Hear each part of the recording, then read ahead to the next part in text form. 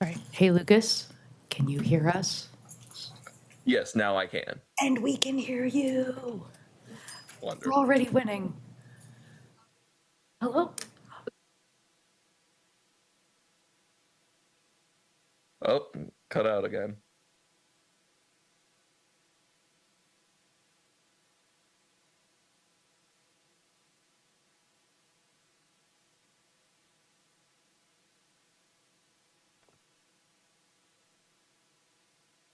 Are you guys able to hear me? Yes. Excellent. Wonderful. And hello and welcome to the April 28th edition of the Planning Commission. I'll be your chair, Steph Routh. With me in order from my right to left is Commissioner Brennan, Vice Chair Spivak, myself, Commissioner Alvarado, Commissioner Mary Rain O'Mara, and online is Vice Chair Pollock. And we're going to, today is a work session for the economic opportunity analysis and the Columbia Corridor and Industrial Lands Environmental Overlay Zones. And we will, we've been, I think our main thumb up, thumb down of the day is our transmittal letter for the CEI Hub, the Critical Energy Infrastructure Hub, that has been circulating. I want to thank everyone for who's taken the time to look at it, to share your thoughts, to help craft it. Does anyone have any, do we feel generally in a comfortable place to say yay or nay? Okay. Would anyone like to? Just Chair Roth, just to alert the commission, this afternoon, there were two minor There were edits two minor, that's right. to the letter that we just wanted to daylight for everybody. I know I'm sharing my screen. If they could put that up.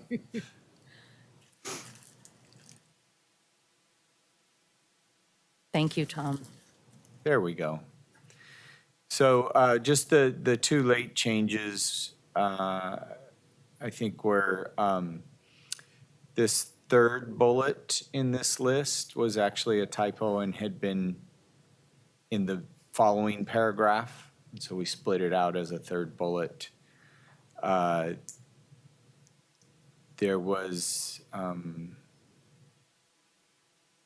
deleting this reference to narrowly tasked with considering land use legislation in the city language that I believe Chair Roth, you suggested we delete.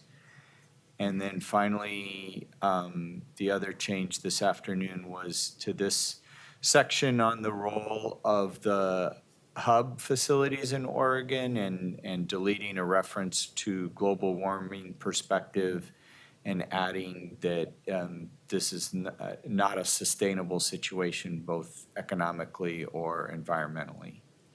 And so those were the changes that you suggested this afternoon. And the second one, especially if someone has something better, I welcome.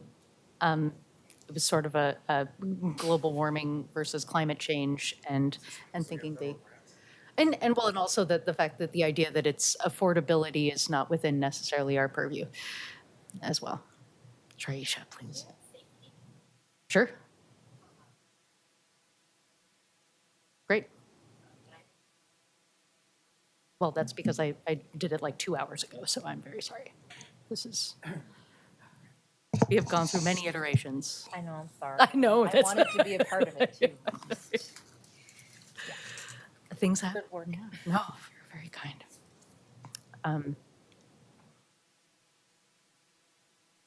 Do folks feel generally any thoughts? I'd love to ask exactly when Commissioner Rubin or Commissioner Alvarado is eating. Thank you to everyone who helped in drafting this. I think it really does a great job of encompassing all of our comments, which were vast. So I really appreciate it. Just a clarification on the updated version sent out to commissioners this afternoon. I I didn't see those edits called out. I see a couple of different highlighted. So what you're showing, the city state legislative agenda was highlighted in the version sent out to us. Yes. And then the word all was added later under commissioners. So I'm just seeing a little, this looks a little different from what you're Yes. showing, Tom. I'm just acknowledging that. No, that's great. And then the statement around the funded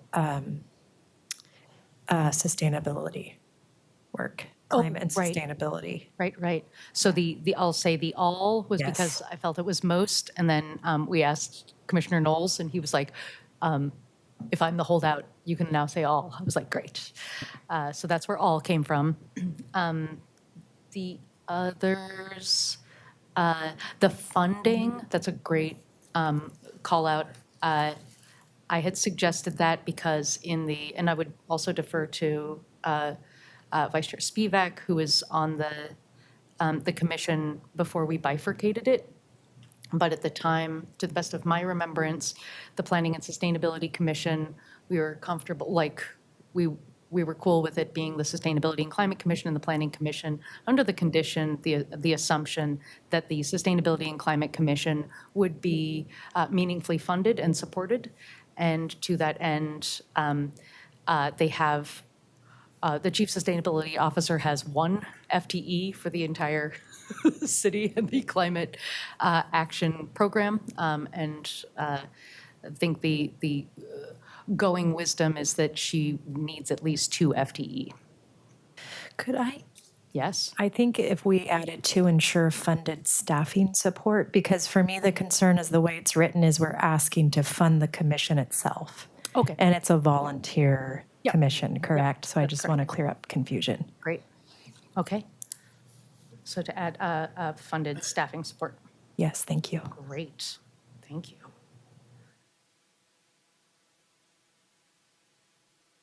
And I'm happy Commissioners, to- just to clarify, pardon me, so Tom is making the edits as we're going, so that edit is already incorporated. And Chair O'Meara, I just wanted to, or pardon me, Commissioner O'Meara, I just wanted to note that the changes you were noting that you saw earlier, that is correct, those stand, and there were a couple of additional changes. That is why we're highlighting it here. Normally, we don't do this for the letter, but because they were late breaking, we just wanted to make sure all the commissioners were aware of the totality of the changes. Again, they're largely wordsmithing, and so, Got it, thank you. Yep. Great, thank you. Any other thoughts, questions? Thank you. I really appreciate our attention to detail and willingness to adapt to my last minute changes. Okay, are we good to, we just get a straw poll? Yeah? All right, I'm seeing, okay, great. Tom, thank you. Thank you, Autumn and Patricia, and thank you to everyone, all staff, for helping us work on that. And to Commissioner Knowles, who isn't here, who took a first stab. So great. And that took since 7 minutes. So thank you, Tom. And now for the director's report. So Chief Planner Diefendorfer, please take it away. yeah. Just before I go to the director's report, Chair Roth, just want to make sure there were no other items of interest that anyone wanted to share. Thank you. The items of interest. Today is the last day to update your voter registration.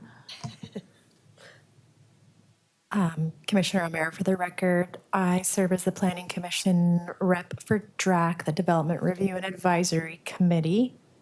And our next meeting is May 21st. It is an in-person meeting, but I'm sure they will provide public viewing and participation capabilities. We'll be continuing to review the work plan, and there are subcommittees that are forming.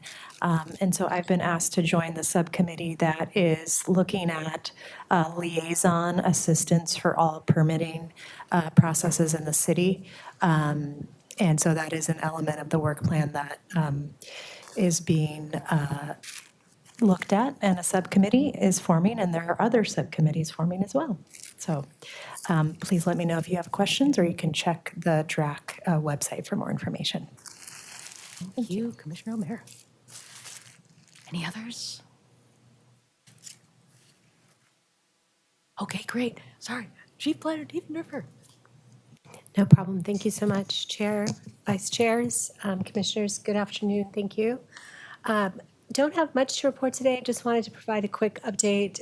As you all know, I'm sure you're pretty well aware, the mayor did release a budget early last week, I believe on Monday, April 20th.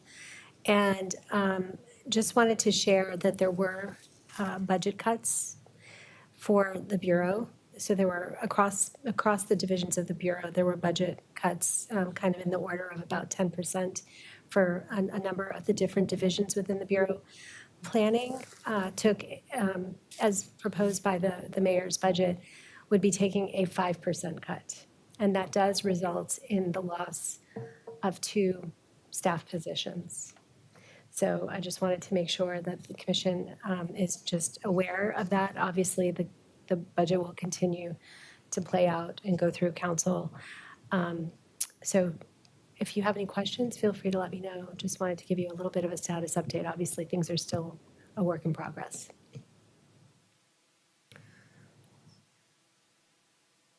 You probably share it, Brad, better than I would, but the council action on the Inner East Side zoning project? Want to share that? Sure, yeah, that's a good flag. Thank you, Vice Chair Spivak. So, gosh, what day was that? A couple of weeks ago. I'm forgetting the date right now. The council heard a report on and considered a resolution to ask the Bureau, the planning staff, to actually the city administrator, but through, planning staff through the city administrator to do a report back within 90 days about the kind of the methodology that we would use to undertake the Inner East rezoning project, with consideration for how we could speed up the timeline, the overall timeline. I think one of the major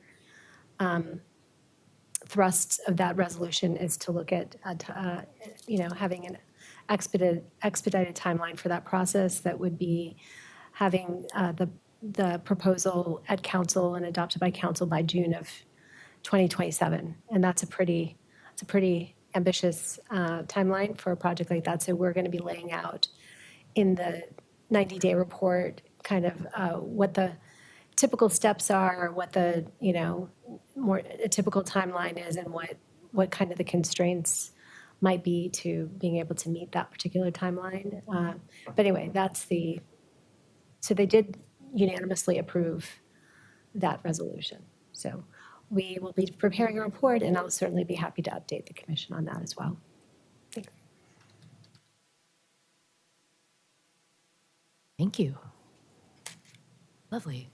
And related to the budget, there are going to be listening sessions, that are through counselors' offices by district, and also, I believe, online and in-person open houses. I will say, if we want things like Inner East Side for all, we need planning staff to be able to make it happen. So, kind of important. Okay. For our consent agenda, we have the April 14th meeting minutes. Would someone like to do the great honor of proposing to approve our consent agenda? I'll move to approve the minutes of our last meeting. Great. Commissioner Alvarado Second. and Commissioner Brannon. All in favor? I see Lucas's hand up as well. Okay, thank you so much. Moving on, the economic opportunities analysis was going to be the second item, but in the interest of blessing and releasing Tom to the rest of his evening, rather than making him languish in an uncomfortable seat for a long period of time, just so that we could continue this, we are going to continue this. Any words of wisdom that you would like to share before you depart to fun activities that we don't want to know about? No, I'm just here to answer any questions. We did not get any requests for follow-up information after our last work session, and so we are preparing the revised EOA documents that reflect the recommended changes. The 10% slope adjustment, the additional Portland Harbor language, and we've incorporated those into the documents, and you'll see those as part of your agenda packet for the May 12th meeting. Questions? Thoughts? Thank you so much. We will continue this to May 12th at 12:30, and please live for all of us, Tom. Okay, Okay, great. fun. Oh, yeah, sorry. Sorry, is there a reason we're not voting this through? Oh, I'm sorry. Is there a reason we're not voting this through now? Yeah, we left it open. We concluded our work session discussions. We actually needed a little time to update the documents, but we also left it open for you all to raise any additional issues. So we had time tonight to be able to address those, given that we're continuing on to the May 12th meeting, where you'll see the documents, you'll see a list of proposed amendment motions to incorporate the new documents, and then a final motion to recommend the Right. complete set to council. Makes sense, yep, thanks. Great question. Awesome. Thank you. All right, and with that, we'll go 5 minutes early. Columbia Corridor Industrial Lands Environmental Overlay Zone work session. And with that, Jeff Cottle and Daniel Subbing have entered the chat. Thank you so much for being here. Take us wherever you'd like us. All right, so let me go ahead and share. Thanks for having us again. By the way, are you, oh, Daniel's got it. Sharing? I don't know, are you? Yes. And I will, Do you want? it's fine. Okay, so yeah, for the record, I'm Jeff Cottle. I use he, him pronouns, and I am the supervising planner and manage the river environmental team. Daniel, do you- And I am Daniel Sobing. I'm an environmental planner on Jeff's team at the Bureau of Planning and Sustainability. Okay, so let me go to the agenda real fast. So this is our third work session. So just as we are here with the final discussion of the site-specific reviews that we have done and recommendations, just want to say thank you. I know it was a lot of material and somewhat tedious and lots of detail in there, but we hope it was useful for you to understand our thought process as we were going through these individual site, specific proposals and concerns. But so today we will do a relatively short, it hasn't been that long since we were here. We were here 2 weeks ago, so I assume everyone kind of generally remembers the project. We'll do a quick just recap of the highlights that are really, I think, relevant for tonight. We have some additional, like I said, site-specific testimony that we provided in memos to you prior to this work session. And then in addition, there were 2 memos, 1A, 1B, that were focused on the site-specific testimony. We also had a memo, and then we had a memo that was specific to site visits that had been done that were outside. So we had done site visits, as you know, when requested. Some of those, the property owners of those site visits we did those site visits did not submit testimony. So we wanted to address those as well for situations where we thought there was, justification for changing the proposals or changing our vegetation mapping or things like that. And then we'll just talk about our next steps. So, go ahead. So as a reminder, the project area largely is the Columbia Corridor, so basically between the Columbia Slough and the Columbia River. Also includes Hayden Island, but then there are a handful of other sites, which we'll talk about tonight, other areas, which the site-specific testimony we will talk about tonight that are outside of that corridor, shown in those little slivers, on both sides of the Willamette, and then down in Johnson Creek, there's one property in Johnson Creek.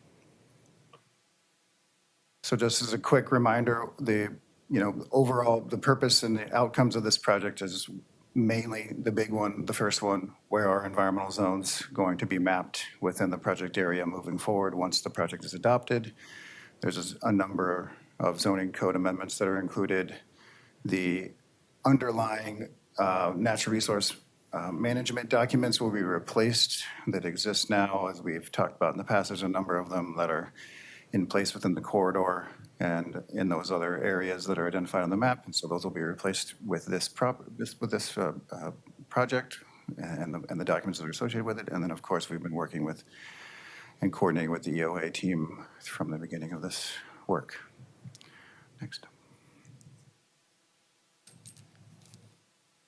So just a quick reminder of where we've been. So briefing was back in December. Hearing was on January 13th, and we've had two previous work sessions, as I said. Last one was just 2 weeks ago. And then a little summary of our testimony, basically 84 written pieces of testimony, and 32 people came and provided oral testimony in January, sorry. So, and I think pertinent to our conversation tonight, we just wanted to review the way in which we approach these natural resource protection decisions. We've gone through this before, but we have a baseline, what we kind of refer to as the baseline natural resource protection, where unless there is a geography-specific modification to it, this is what applies throughout the project area. So that's where we have the protection zone applied to the resource and applied as a 50-foot buffer. And then the conservation zone outside of that 50-foot buffer applied to high and medium ranking riparian resources, any wetlands that are located outside of that 50-foot buffer for the P-zone.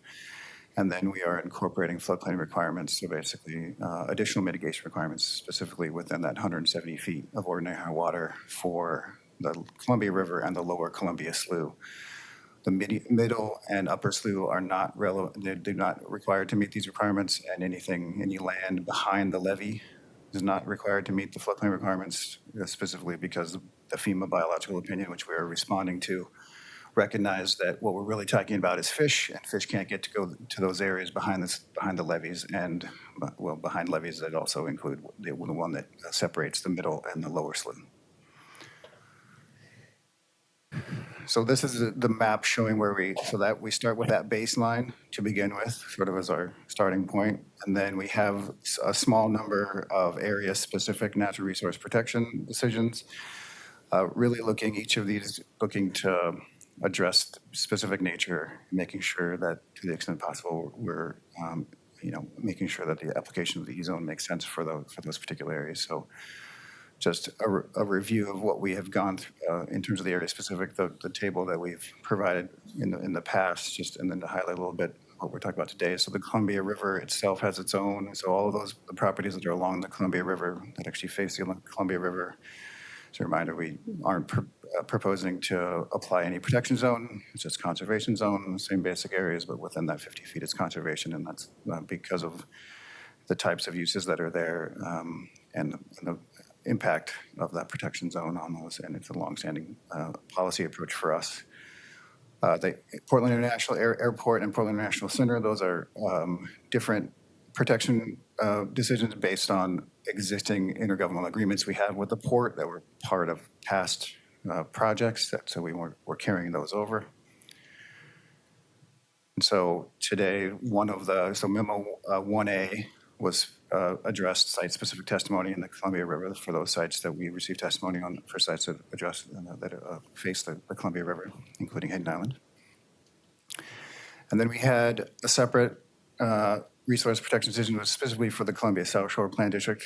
That was, if you remember, we're actually removing the environmental requirements from the existing Columbia South Shore and applying the environmental zones. So we had specific changes as to how we were going to apply just to maintain those protections that are in the South Shore. And then we have the Willamette Escarpment, which is essentially the Willamette Bluff on the east side of the Willamette River that we saw those slivers that are on the map. And that is one of those areas that we are, there was site-specific testimony that we received also that we covered that in the memo 1B, which was really, that memo focuses on all the other areas. So Johnson Creek, Northwest Industrial Area, and the Willamette Escarpment. So basically anything that's outside the corridor. So just a quick review of what we discussed on April 14th.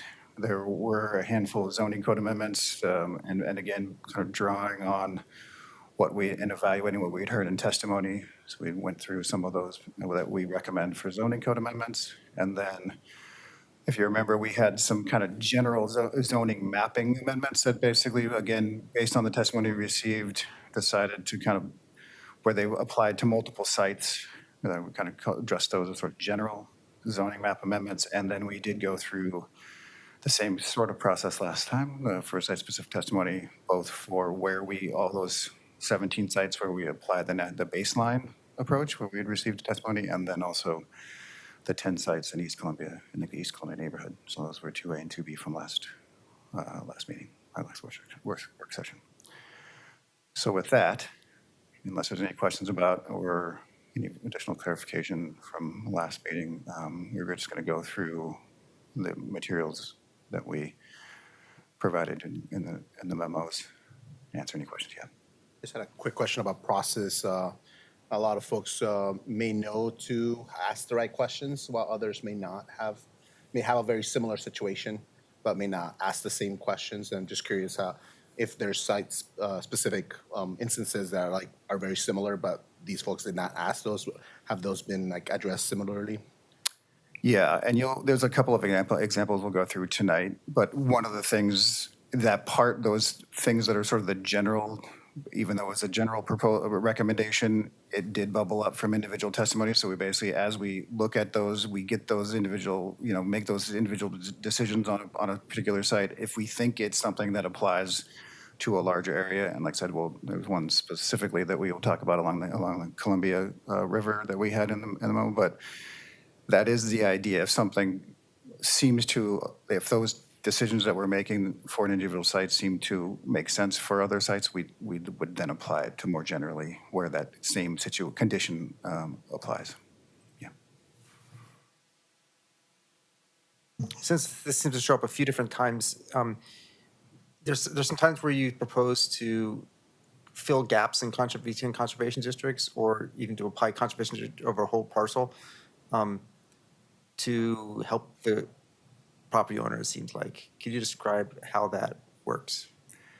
Yeah, and we have one example. Again, we're not going to go through every single piece of testimony, but with some of the examples that we provided, one of them is the filling of the gaps. But essentially, the reason why we would do that is because it's sort of counterintuitive, but it actually does give more flexibility, because if you leave a hole in the E-zone, if it's a very small E-zone, then the requirement is to somehow make sure that you're filling that hole, and not necessarily, it doesn't give you the same flexibility to place it elsewhere on the site. And so where we think that additional application of an E-zone would provide that additional flexibility while still getting to it will still go through the same process, and we'll still have the same requirements, either through standards or through environmental review. If it makes sense to give a little bit more flexibility in terms of, because if you remember, for example, if they go through a land use review, they're going to do an alternatives analysis about where the least impact will occur, and permitting and development staff will work with them to determine what that final outcome is. But it gives, again, it's sort of it is counterintuitive, but it gives a little bit more flexibility in that process, although you have to go through more process if we go through a land use review. But you can avoid a land use review by meeting standards, and if you fill the whole site with C-zone, it makes it more flexible where on that site you could meet standards. So if you're trying to avoid that environmental review process, this provides that extra level of flexibility by filling some of those gaps. I think with that, I'm handing over to Daniel. All right, so we have, so I'll start with the site-specific testimony responses, and then I'll move on to the site visits at the end of this presentation, and then we'll go back to Jeff to wrap it up. So we'll start with Columbia River sites, including the sites that front on Hayden Island. Then we'll have the dispersed industrial areas, including Johnson Creek, the Northwest Industrial Area, and the Willamette Escarpment, Willamette Bluff, and then finally, a number of sites that were identified by Port of Portland. So starting with the Columbia River geography, we had 9 sites for which we got site-specific testimony, and we're recommending amendments to 5 of those sites. 3 of them are those sites that are on the levee on the Columbia River. And then there are 2 sites where there are gaps on the conservation zone. So those are the nature of the types of amendments that we're proposing on the Columbia River geography. And then there are 4 sites where we reviewed the natural resource mapping and found them to be correct and are recommending no amendments. And so of the ones that we're recommending amendments on, these are the sites, you've seen these slides already. These are the ones that front on the Columbia River where we misidentified the location of the levee there, and so we're just deleting any conservation zone that would apply in the levee protected area.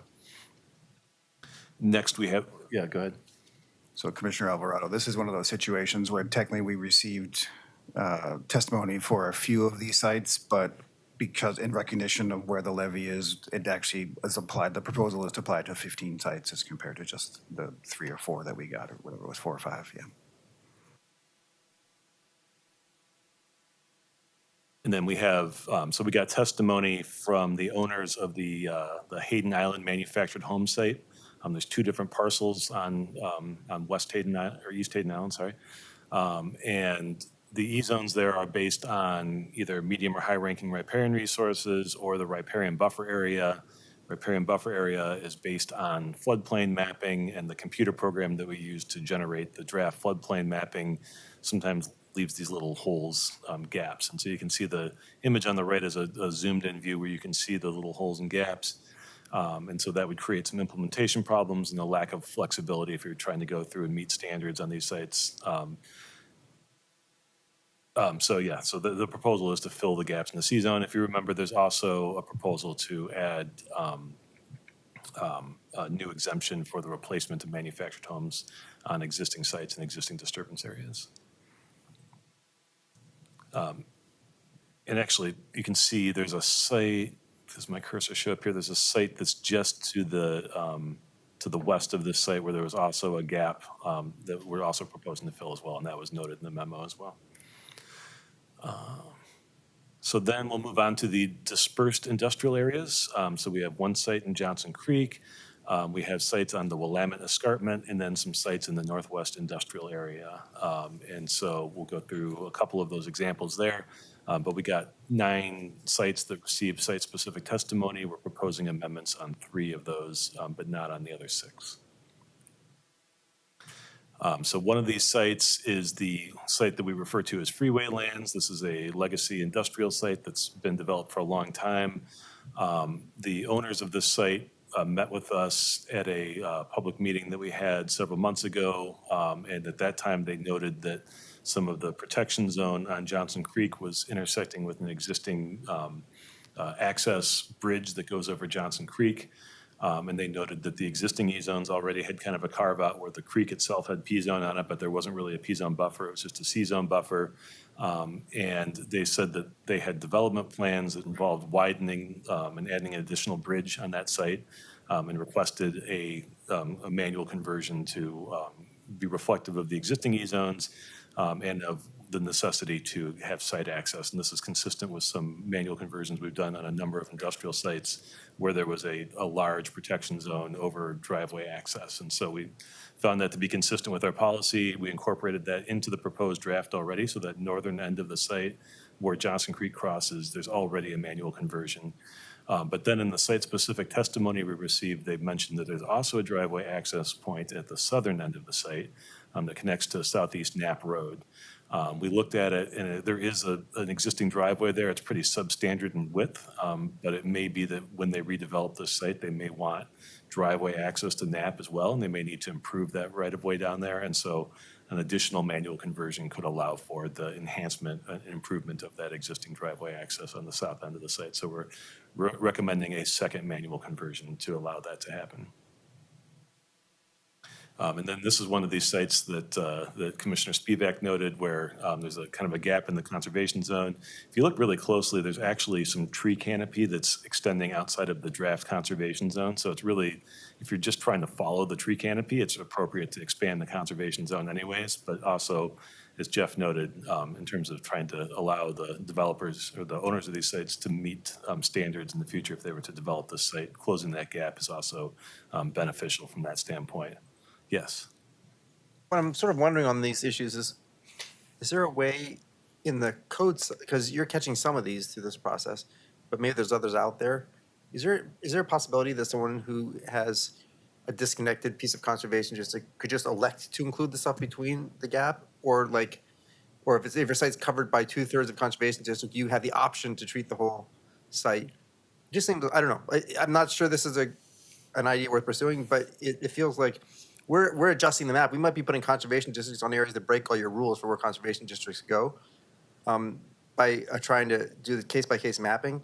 If you actually have a site and it's going to be complicated because you want to do your mitigation on part of the site that's not on the conservation, just you're not allowed to do that, then it seems like someone should have a process at that point to either just have some automatic permission to do this in some defined way, Currently, because otherwise they have to go through the discretionary path or they have to come back and get the map changed, which neither of those processes is.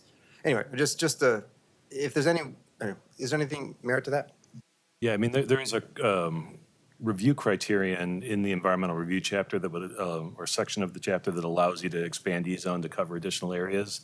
But the way the code's currently set up, it could only happen discretionarily. It'd have to already be an environmental review to do that. It'd be an interesting thought to think about trying to add a standard that would allow you to expand. It wouldn't allow for the removal of E-zones, but expansion of E-zones in situations. A by right way to expand your E-zone just to make the permit process easy. That would be the question. If that could be written, I'd be intrigued. Yeah, let us think about that a little bit. Yeah. In general, we'll try to make sure that where these situations like this apply, what we do is when we finalize the E-zone, especially for smaller holes, we always sort of smooth it out a little bit. Something a little bit larger is a different situation, but yeah, it's an interesting idea.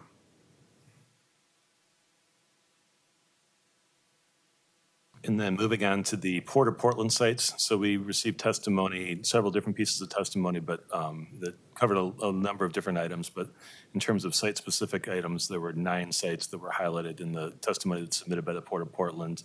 And there were a couple of different kind of categories of sites. There are sites with sloughs and wetlands, and then there are sites where there's floodplain and vegetation. And so we kind of have those divided into 2 separate groupings in here. And so on 7 of the sites that they highlighted, we're recommending amendments. All 6 of the sites that have wetlands and sloughs, there's some kind of amendment that's proposed. And on one of those sites where it's floodplain mapping as the primary component, there's an amendment proposed. And we'll go into a couple of those sites that provide some detail on that. And if you remember at the last meeting, we talked about the stream buffers, how there was something was in our computer model was broken and we have to fix it, which means that there'll be some modest expansions on protection zone around a few streams. It's all area where it's conservation zone being converted to protection zone. So this is one of those sites where the stream buffers aren't working properly around the slough. And there are little slivers of C-zone that we'd be proposing to fill. Then there are also wetlands, and that was the main point of the Port of Portland's testimony, was that they thought that all the wetlands on the site were isolated and that we should be applying conservation zone to the wetlands instead of protection zone. And so it turns out that 2 out of the 3 wetlands are isolated, and our metric for that is more than 50 feet away from the nearest stream or stream bank. So 2 out of the 3 wetlands should be in the conservation zone, not the protection zone, and we're proposing to make that or recommending to make that change. The 3rd wetland is actually within 50 feet, so leaving the protection zone on that wetland and then fixing the buffers. And we have arrows kind of pointing out where those changes are on this site. And just to be clear, I think Daniel used the term should. It's what we're recommending that we address these port sites similar to what we have done with the other sites in the baseline protection decision. So it's really, we had, as a reminder, previously the reason why we were applying the P-zone to those wetlands was to carry over our past approach for certain areas for port properties. But these are new wetlands that are outside of what had previously been a part of airport futures, right? Airport futures, yeah, middle airport futures. So we are just applying, based on that evaluation and their testimony, applying the same protections, the same E-zones as we would elsewhere per the baseline.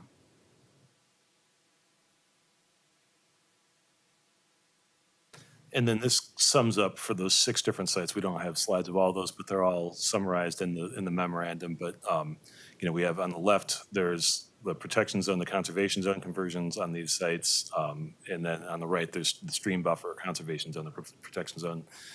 When you look at the gross overall change on all of the sites that are owned by the Port of Portland, you're looking at a conversion of protection, the conservation zone of 7 acres based on wetlands alone. And then if you look at the stream buffers, it's 9 acres going from conservation to protection. So there's a net increase of 2 acres of protection zone. So some increase, some decrease. There's no change in the total coverage of E-zones that results of this. It's just a change from P to C or C to P. And this table is really to just show that it's sort of, there's some pluses and minuses. It really depends on the site-specific characteristics and how much the changes are based on those different changes for wetlands and streams. And then these are some we had a couple of sites that were just based on floodplain mapping or, and on this particular site, there's two factors that are going on here. You have the riparian buffer area because this is outside the levee system. So some of the conservation zone is based on riparian buffer area. And then you have conservation zone that's based on riparian resource rankings. Anytime you have mapped vegetation that intersects with the floodplain outside of the levee, it's automatically at least a medium ranking riparian resource.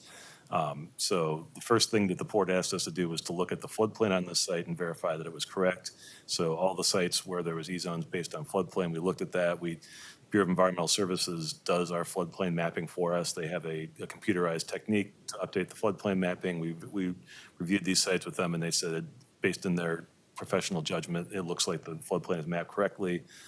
We did a site visit and looked at the vegetation mapping, and we found that these sites are fully covered by herbaceous vegetation with some inclusions of woodland and forest vegetation. And so the only change that we're proposing on this site is that there are some erroneous gaps in the vegetation mapping on this site. It should be fully covered from end to end with herbaceous vegetation, and anywhere where the herbaceous vegetation intersects with the floodplain should be a medium ranking resource, and therefore there should be some expansion of conservation zone to fill in that gap where it's highlighted on this map here. And again, that's documented in the memoranda as well. And that area, so I guess the other thing, just to be clear, so Environmental Services, if you remember, for those who are involved, they did the model for the 1996 flood area where we updated it to try to take into account. And so on those sites, and maybe not, I don't know if remember if this site specifically, but one of the other sites that they've submitted, it was the 1996 floodplain. And so that's why we went back to BES to make sure in terms of our floodplain mapping and just confirm that that is correct. The FEMA 100-year floodplain is not something that Bureau of Environmental Services manages. FEMA manages that. And then also I just wanted for the area that is identified here, and that's in the memo, is about 20,000, actually, maybe it's not in the memo, actually we should have put it in there, but it's about 20,000 square feet, 20,500 square feet. Yeah, half an acre, yeah, thereabouts. And then moving on to site visits. So we have done overall 86, yeah, go ahead. Sorry, are there any global questions? Okay, great. Thank you. So we've done altogether about 86 site visits. So if you remember, this project area was originally part of the E-zone map correction project that was completed in 2022. So when that project was ongoing, we had already done 30 site visits in this project area before we took the project area and separated it aside. And so the results of those site visits are already incorporated into the natural resource inventory and into the draft E-zones. And then starting in 2022, this project itself was offering site visits, and we have done 56 under the auspices of the CCIL E-zone project. The first 21 occurred prior to the publishing of the proposed draft. And so those are incorporated into the proposed draft E-zones. And then since the publishing of the proposed draft, there's been 35 additional site visits.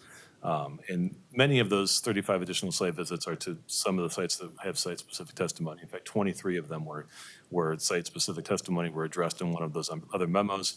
But there's 12 that are sites that we visited based on a request that we received, but were not subject to testimony that you've heard so far. And so the memo that we provided just summarizes those few site visits that are not subject to site-specific testimony. And just getting back to the reason why we do site visits, we have a natural resource inventory that's largely based on remote sensing information. We have pretty high-resolution aerial imagery. We have very high-resolution LiDAR terrain mapping. That forms the basis of our mapping of vegetation, wetlands, streams, and floodplains. But we really need to ground truth this information, and so we offer that opportunity by request and have continued to offer that as we move through this project and future projects. And so what does a site visit entail? So we come out, project staff, usually in teams of 2 at least. and we bring paper copies of natural resource maps. We compare those natural resource maps to what we actually see, the conditions on the ground. If we see discrepancies or errors in any of that information, we make a note of it. We go back, we make computerized changes, and then we update the natural resource inventory on that basis. Once hearings start at Planning Commission and then at City Council, if we are going to make any changes to that natural resource inventory or draft E-zones, we can't do that unilaterally. We need the decision makers to do that, so we present those to you as an amendment package for your consideration. And so the memo covered the 12 site visits that were not subject of site-specific testimony. Of those 12, there are 7 sites on which we are proposing amendments. And so one of those is at East Columbia neighborhood. So we're proposing global changes to how single-dwelling residential sites are treated by the model that generates the draft E-zones, as we've talked about previously. And we have a couple. That's the proposal where we go from a 50-foot protection overlay zone to 25 of protection and 25 conservation. From 25 to 50 would be 25 of conservation. Yep. And then there are 5 sites where we're proposing changes to the natural resource mapping based on the results of the site visit. And then there's one where the natural resource mapping is correct, but it generates slivers of conservation zone that are really meaningless and don't need to be included in the E-zones. And so this is the site where there are those slivers. So the draft conservation zone on this site is generated by the intersection between map vegetation and the map floodplain, both of which we believe to be correct. But because there's a very narrow intersection in some areas, these slivers that are generated are not really, they don't really mean anything as far as the code is concerned. So we are recommending that they should just be deleted. And then this is a site that we did a site visit at where there's a 50-foot protection zone buffer that's mapped around the slough, and then conservation zone would extend to any high or medium ranking riparian resources that extend beyond that buffer. In this case, we have woodland vegetation where a portion of the patch extends to the south of the house that we visited. Upon review, the canopy is sparse up there. There's only 1 or 2 trees. It's not really consistent with how we map woodland vegetation. So we're proposing to amend that woodland patch to delete that portion there. And that would result in the protection zone buffer would be unchanged, but the conservation zone that extends beyond the protection zone would go away if that proposal was, or that recommendation was adopted. Any questions on those or any other sites you'd like us to highlight?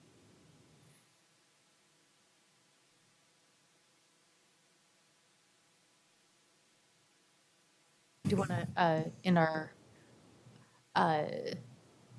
during the officers' meeting, we had a conversation about that, some are residential, that we were making that difference between residential and commercial, and that there are a few parcels that are kind of being used residentially and are zoned commercially, and that there were some questions or concerns about the use of those parcels. Is this? Yeah, so I ringing a think bell? it's, so in the East Columbia neighborhood, there's a handful of parcels that are, and they have, it's a comprehensive plan designation that's industrial sanctuary. So they're currently zoned, I think all of them are zoned RF, which is the residential farm forest. But they have, having that comp plan designation means that a future owner could come in a fairly, not that simple of a process, but more simple than doing a comprehensive plan amendment. They could rezone them as industrial sites. And they've had that industrial sanctuary designation going back since at least the 2016 comprehensive plan and maybe before. In the testimony that we've heard and in conversations we've had with some of the property owners there, they've requested the removal of that industrial sanctuary designation. They feel like it's incompatible with the uses of those sites and that they don't believe that they can or should be rezoned industrial at any point in the future. And so that was one of the requests that they made to us. At this point, we've determined that that's outside of the scope of this project. We don't think that there's any reason that shouldn't be done in the future, but we are not making any changes to comprehensive plan designations or base zones at all through this project. And so that would be something that's just out of project scope. Is the only reason that we're not considering that at this point. But that's what we've heard, yes. Yeah, so I guess what I would suggest, what I heard from that is it's outside the scope of this project. If, when this goes before city council or when it goes before a city council committee, folks who have that interest could raise that to council as future work. Yes.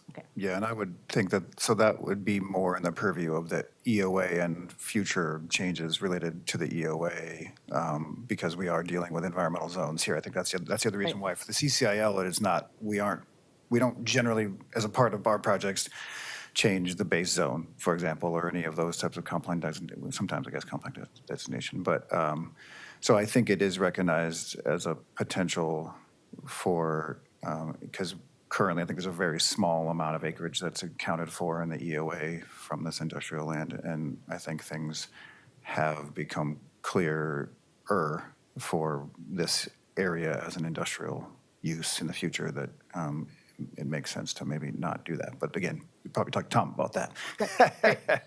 Yeah. Okay. Eli.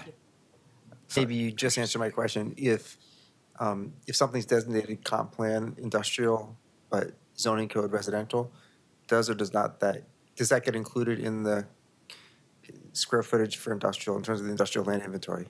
It is considered as a part of the EOA as industrial. Yeah, so there's a. So the EOA trigger is based on the comp plan, not the zoning. Is that We do right? take that into account as the potential for future industrial land, but I know we have talked about that with the EOA team, and it's currently a very small amount, but they do consider those. It's potentially industrial in the Because that is the inventory. reason why we changed it to the comp plan, yeah. But I think. Chair, oh, sorry. Can I just jump in for a quick moment? Just want to remark that it's not a one-for-one translation to the EOA. So whatever the acreage is in this area that's designated as industrial but zoned as the RF, it doesn't mean that we're counting 100% of that towards the EOA. There's a methodology that I couldn't explain to you So it's right off the discounted, top. so it's sort of like Yeah. some industrial It's land's hard to heavily handle because it's discounted. slopes. This is hard to handle because you have to go through a zone change, something Right. like. You have to go through a zone change. If there's topography, there's other constraints. So in terms of the buildable lands inventory, the industrial buildable lands inventory, it's probably a nominal It's a amount very of small land. amount, yeah. But again, I think that's out of the scope of this project, preferably something we would deal with in a more expansive kind of update to comp plan in the future. Yeah. I would also say that for those areas, it's not just so there's a combination of things that are challenging. So we also, if you remember, for the EOA, transportation infrastructure, and of course, the environmental zones, and, the ability to support with, infrastructure, sewer, water, et cetera, all of those things are considered in terms of the BLI and how much we account for that. So any other questions? Because, the next is just, we're going to go through quickly kind of all the collection of staff recommendations that we made and really open it up to conversation. Unless there's more about site-specific questions that you had. Because, so I think similar to what Tom said, our expectation, we didn't hear any additional hopes or thoughts about amendments to what is being proposed. So there's a collection of things that we will package for your consideration. And if there are other things that folks want to consider in terms of amendments, let us know. But so just to go to the different pieces that we would be voting on in terms of the amendments, and really the amendments that we have recommended. So there's the zoning code amendments, as we talked about, the manufactured home replacement that would be exempt. The clarification that riparian buffer requirements don't apply to the river-related, river-dependent uses. And then there's some relatively minor modifications to the exterior lighting standards. What we talked about there with the mapping amendments that, again, go beyond just sort of a site-specific changes, but really looking more broadly that it applied to multiple sites. There's the change in the proposal for the protection zone to only go within the East Columbia. So the CC7 and CC8 resource sites to basically do it where it's a 25-foot protection zone buffer, and then it's conservation zone from 25 to 50 feet. The modification of that levee, the adjustment of the levee, which I don't know if Daniel said, but so we thought it was the Marine Drive. It's just moved to where the line of homes there, so it applied to all those homes that are built on that levee. The specific wetland policy change to apply the conservation zone to those wetlands that are beyond 50 feet from a waterway. And then cleaning up the error where the protection zone wasn't extending all the way to 50 feet for the around streams. And then next. And then just, again, and you can, if you want to take a look at the different pieces, those are all in those memos that we created, but all those different sites, 7 sites that we had the proposals in, were the baseline, 8 in East Columbia, 5 along the Columbia River. So all of those will be packaged in terms of those site-specific recommendations that we had. And then, as we talked about today, also those individual site visits that we've conducted that were not specifically associated with testimony, but where we think the vegetation mapping for the most part warrants a change, and then that results in a change in the environmental zone application. So yeah, so this is just, anything else we want to talk about in terms of amendments, but what we will do, like I said, is package all those various recommended amendments into something that's hopefully more digestible, vote, recommendation, transmit a letter, discussion, and then move on to city council later this year. Yes, Commissioner Seebeck. Well, you put us on a spot because you're so open to feedback, and yet you've been so reasonable in the way you address the testimony we've heard so far that I'm not having any to diverge from what you're proposing. So, so appreciation to think through these things in a detailed way and summarizing it for us, whether you're making the change requested or a different change that wasn't even requested, or saying that it's good as is. So appreciate that. Thank you.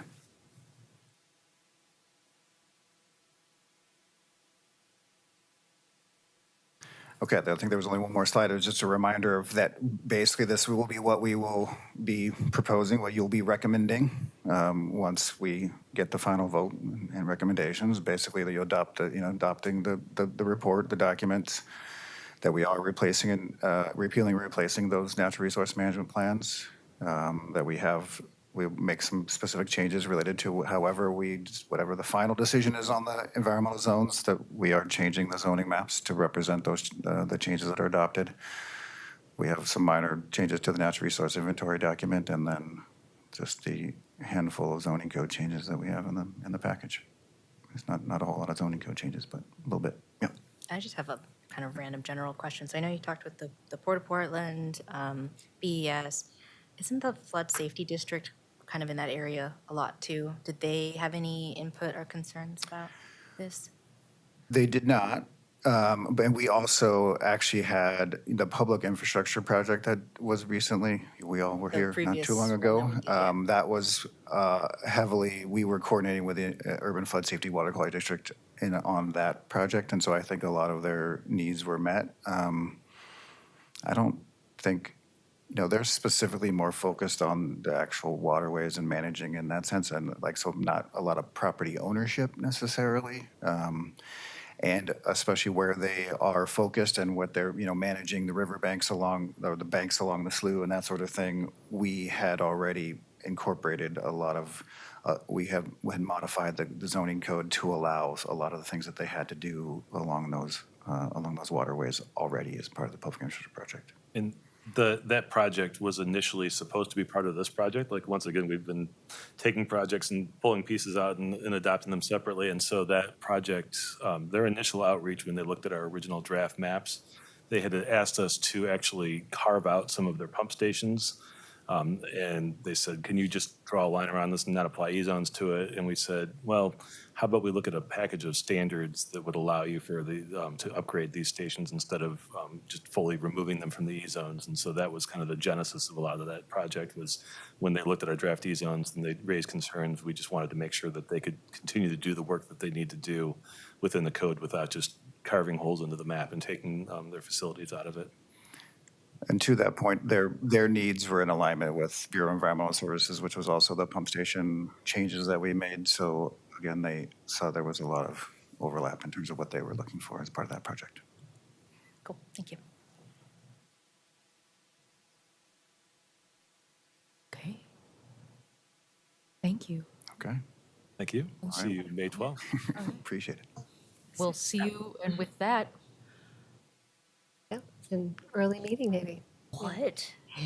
Well, we knew that this one was going to be shorter by virtue of what was on the agenda. But I mean, this is the, if there's any additional questions or topics of discussion, this is a good time to do that. Otherwise, think we've talked about all the things that, staff had for you to consider. I really appreciate, especially with the economic opportunities analysis we're seeing from going from 10% or 25% to 10% and how LiDAR is not sufficient in terms of identifying slope, that site visits really are. There's a lot that AI can't do, and that is with your eyeballs and your smarts.